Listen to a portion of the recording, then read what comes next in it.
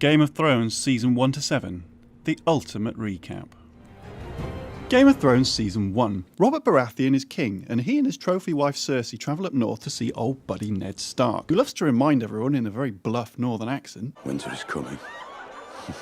Robert asks Ned if he wants to be Hand of the King. Ned doesn't want it, but he can't refuse. Meanwhile, Cersei gets caught shagging her own brother, Jaime, by Ned's youngest son, Bran, who gets shoved out of a window, crippling but not killing him. Ned's sad family join Robert's messed up family, and they all head down south to King's Landing, apart from Ned's bastard son, Jon Snow. He joins the Night's Watch at the Wall, a massive structure used to keep the savages in the north far away from the slightly less savage people in the regular north. Tyrion, the dwarf brother of Jaime and Cersei, visits the Wall, leaves, is accused of trying to murder Ned's son, and sentenced to a trial at the Eyrie by Ned's sister-in-law, who was a few sandwiches short of a picnic. He chooses trial by combat, and a mercenary called Bronn fights on his behalf for cash. He wins, and Tyrion goes free because Lannister always pays his debts. Meanwhile, in a much warmer place across the Narrow Sea, Daenerys Targaryen, who is the daughter of the previous king, gets married off to Dothraki horse lord Khal Drogo. She gets pregnant, eats a heart, and is given 3 dragon eggs as a wedding gift. Her brother is a dick about the whole thing, so Khal Drogo pours a load of molten gold onto his head and kills him. Later on, Drogo gets mortally wounded. Daenerys tries to save him with blood magic, but instead of resurrecting her hubby, she hatches the dragon eggs and gets 3 scaly pets for her troubles.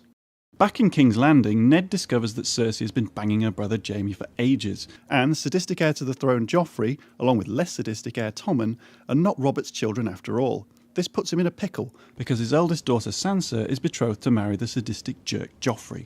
Robert gets killed by a pig, whereupon Ned tells Cersei that he knows a sadistic jerk of a son isn't the true heir. Cersei bribes the city guards, they put Ned on trial, sadistic jerk Joffrey, brackets now king, close brackets, orders his death.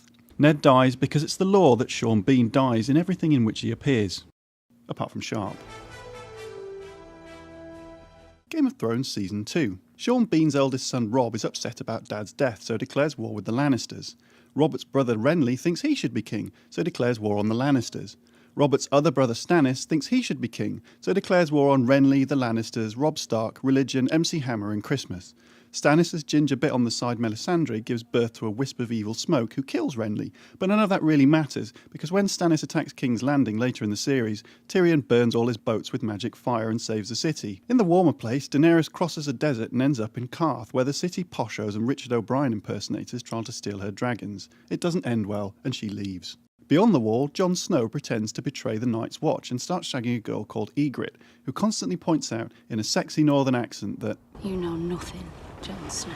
It's because the wild folk in the north want to all live in the south, because they're terrified of the icy zombie creatures called White Walkers, who appear at the end of the season to terrorise a fat boy called Sam. In King's Landing, Cersei finds a new wife for jerk King Joffrey, Margaery, whose grandma is Diana Rigg. Sean Bean's youngest daughter Arya has escaped the city with one of Robert's illegitimate kids, and Sansa is held as a hostage.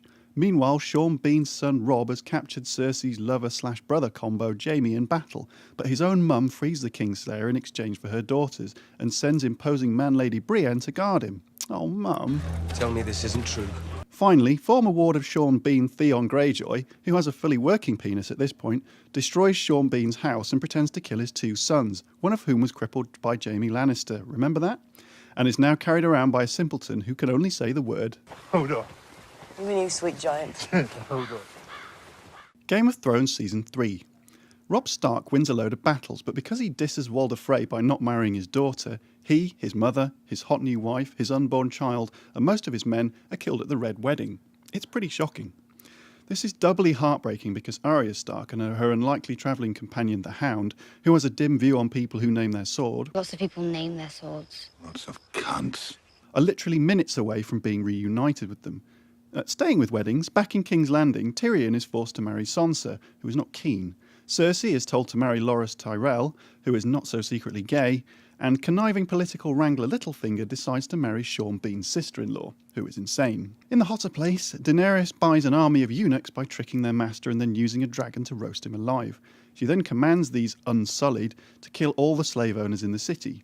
She joins forces with a band of mercenaries called the Second Sons, whose leader fancies her, and starts to rule Meereen with her longtime friend Jorah Mormont, who fancies her, and retired knight Sir Barristan Selmy, who probably fancies her but is old enough to be her dad. Elsewhere, Jaime Lannister loses a hand, Theon Greyjoy loses a penis but gains a master in the form of Roose Bolton's bonkers bastard Ramsay Snow and gets a new name, Reek. For his troubles, Ramsay gets to become a proper Bolton and helps Dad take over the north. A little further north still, Jon Snow climbs the wall with some wildlings, but when he's asked to prove his loyalty to them by killing a man, he runs away and Ygritte shoots him with a few arrows, but definitely doesn't kill him on purpose, because she still loves him. Game of Thrones Season 4. The season kicks off with jerk King Joffrey getting married to Margaery, although he's poisoned at his own wedding, and because Sansa flees King's Landing with Littlefinger, suspicion falls to her unwilling husband Tyrion. There's a trial, and Tyrion chooses his fate to be decided by combat, again. It just so happens that sex pest Prince Oberyn of Dorne is in town and looking for revenge for the murder of his sister. He agrees to fight on Tyrion's behalf because his opponent is Gregor Clegane, the man who killed his sibling. The fight doesn't end well for either of them, but Jaime, now returned to King's Landing, frees Tyrion anyway. On his way out, Tyrion strangles his former lover Shae because she's been shagging his father, who he murders with a crossbow while he sat on the Carsey. Over in the warm place, Daenerys is struggling to rule Slaver's Bay because her dragons keep barbecuing people, which tends to upset the locals. And Jorah, her best mate, turns out to be a spy sent from King's Landing to keep an eye on her, so she banishes him and locks her dragons in a cave. In the north, Littlefinger smuggles Sansa to the Eyrie, where he marries Ned's sister-in-law to become Lord of the Vale. He then murders Ned's sister-in-law after trying it on with Sansa. Finally, Arya and the Hound decide to part ways after Brienne shows up and has a massive fight with Clegane Jr. and leaves him for dead.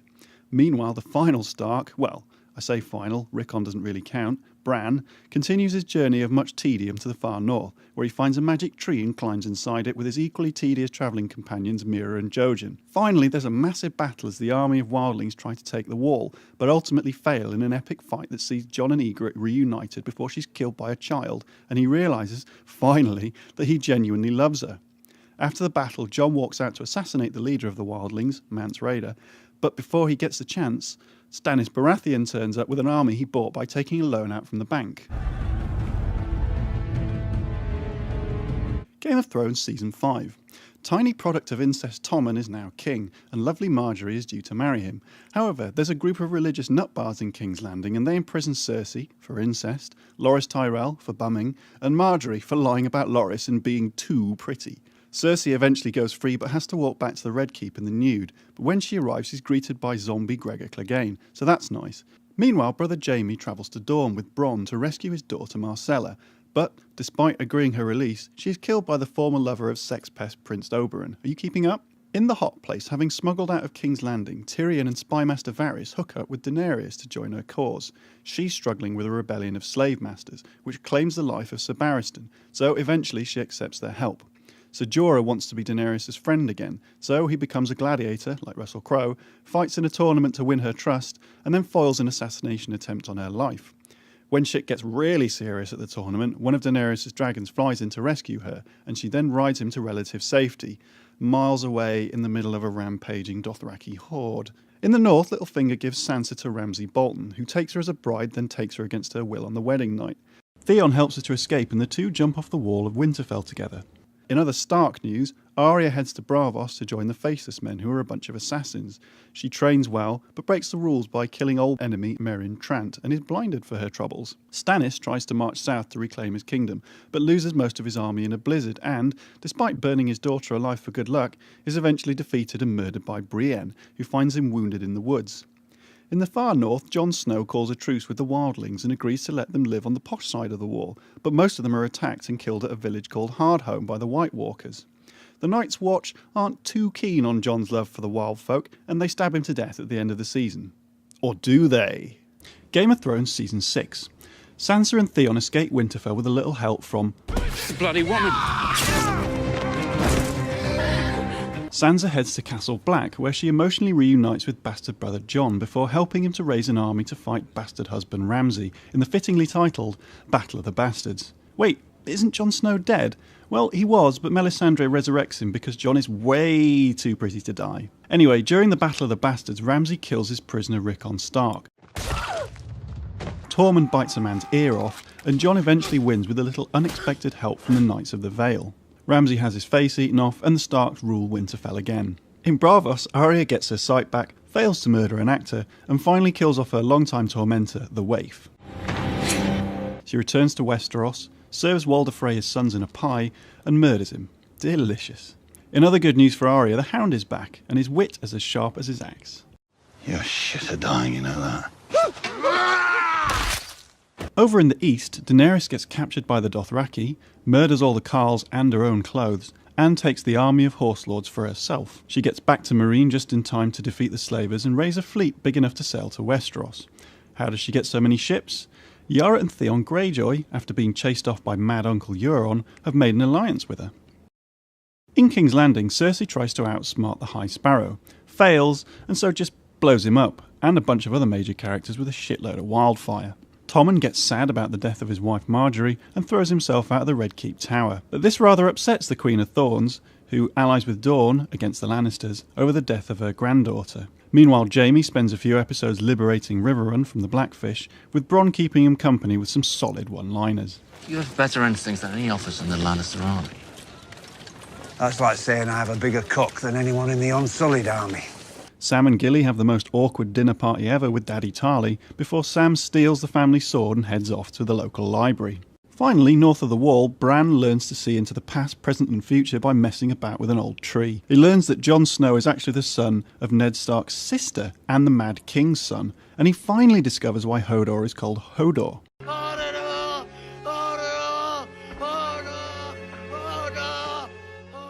Yes, Hodor means hold the door, which is what Meera shouts as the gentle giant sacrifices himself to allow her and Bran to escape an attack from the Night King, in a scene I could barely watch through all the tears.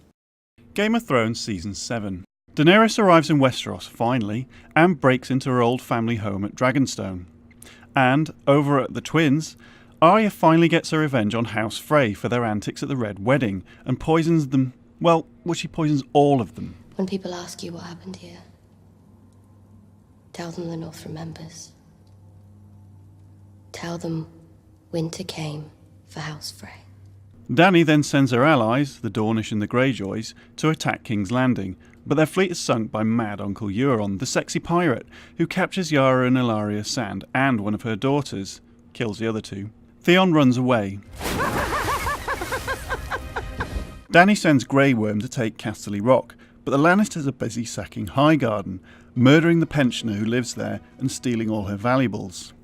By this point, the Mother of Dragons is really fucked off, so she rides her dragon Drogon to burn up all the Lannisters on the Gold Road.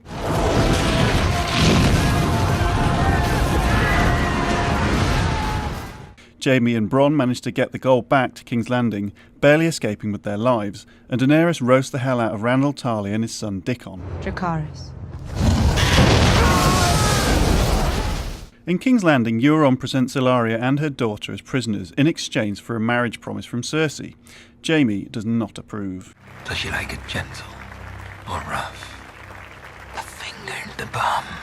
Cersei poisons Ellaria's daughter and makes her watch, then pays off her debt to the Iron Bank. Like a reckless student with a Funko Pop addiction, she then borrows more cash to pay for her mercenary army. Oh, and she's pregnant again, probably, which is nice. Jaime is the daddy. The things I do for love. Jon Snow goes to visit Dany on Dragonstone, but refuses to bend the knee to her. Dany lets her mine for dragonglass to kill the White Walkers, and the pair slowly get cosy. Wasn't the word I was thinking of, but... Dany is chuffed with her military victory, but Tyrion and Jon convince her to offer a truce with Cersei so they can fight the massive army of the undead coming down from the north. Trouble is, Cersei won't believe them without proof, so Jon, Tormund, Ser Jorah, freshly cured from his greyscale by Sam Tarly, the Hound, Beric Dondarrion, Thoros of Myr, MC Hammer, Mary Berry, Snoop Dogg and Gendry, yeah he's back by the way, all head up north to try and kidnap a zombie. They grab a white, bag it up, but everything goes a bit tits up and most of them end up marooned in the middle of a frozen lake while Gendry goes running back for help. He makes it to the wall in record time. We need to send a raven. Davos sends a raven to Daenerys, she flies up to rescue them, the Night King kills one of her dragons and promptly resurrects it to fight for his army. Uncle Benjen shows up randomly and dies, all in the space of about 5 minutes. At the end of the season, the Night King uses the undead Viserion the dragon to smash a gap in the wall and march his army straight through. While all this is happening up north, loads of people reunite in King's Landing. Brong makes a few cock jokes, Come on. You can suck his magic cock later. and all the main players meet in the Dragon Pit to discuss a truce. Cersei doesn't agree. Tyrion talks around, she does agree, then reveals she doesn't agree and was lying anyway. Let the monsters kill each other. And while they battle in the north, we take back the lands that belong to us. And then what? And then we rule. Jaime doesn't like her lying, so he leaves to fight the army of the dead without her. In Winterfell, Bran arrives home and starts being all moody and emo. Arya arrives home too after a brief chat with Ed Sheeran, Hot Pie and Nymeria, and she reunites with Sansa. Bran just doesn't seem bothered. You came home?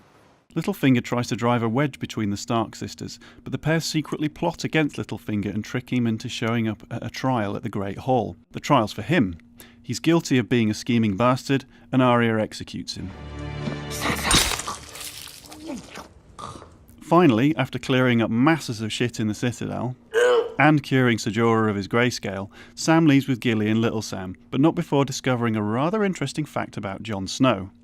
His parents, Rhaegar Targaryen and Lyanna Stark, were actually married, which makes Jon Snow a legit Targaryen, heir to the Iron Throne and nephew to Daenerys. Oh well, at least he didn't start having sex with his auntie. Oh dear. And now you're all caught up on Game of Thrones and ready for Season 8. He's never been a bastard.